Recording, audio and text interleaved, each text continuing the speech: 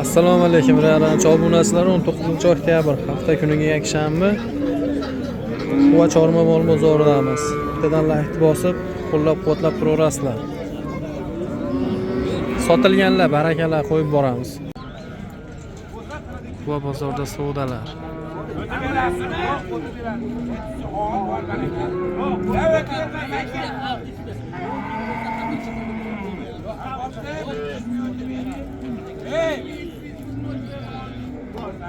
Bo'ldi, baraka. Molimiz sotildi. 42 million. Obunachilar, bu qishqozlar, aka-ukalar. Yalishning buqamiz sotilibdi, 25 million so'm bo'libdi. Bo'ylari 1.30 plus. Suveli buqa.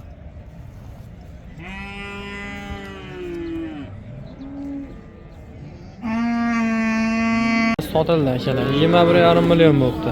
Bo'ylari 1 metr plus minus. Buni ajinlarimiz sotildi. 9 milliondan baraka bo'libdi. Chiroyli, go'zal xonazillar aka. Qochamiz sotilibdi 14 millionga akalar. O'ta ham go'zal ekan bu qocha. Chiroyli go'zal.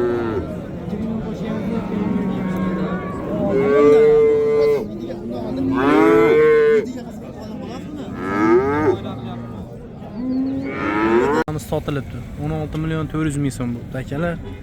Buni ham bo'ylari 1.10 1.15 atrofida. Boqishga tayyor bu qo'y ekan. Ko'rib baho berib ko'rasizlar. Mana rossiya xunazinimiz sotilibdi. 10 million 100 ming so'm bo'libdi. Ammo o'ta ham sifatli, chiroyli xunazin ekan. Qiziqqanlar bittadan like bosib ko'rasizlar akalar. Semiz buqamiz sotilibdi akalar. 28 million bo'ldi. O'ta ham polvon, yaxshi baqilgan buqa ekan. Mana buqamiz akalar yonidan nima deyapti?